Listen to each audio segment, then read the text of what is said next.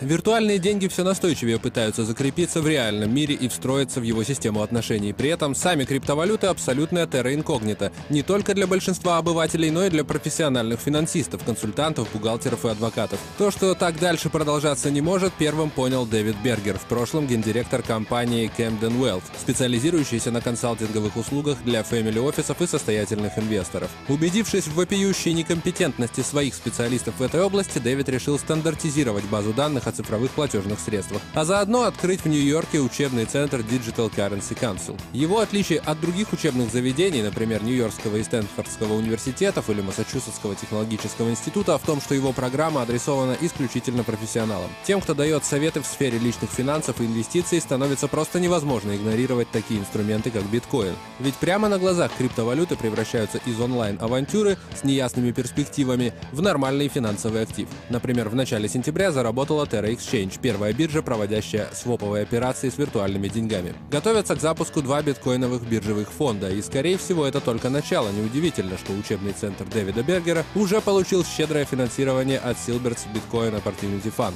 Пока центр работает в тестовом режиме, но число желающих записаться на курсы уже перевалило за 200 человек.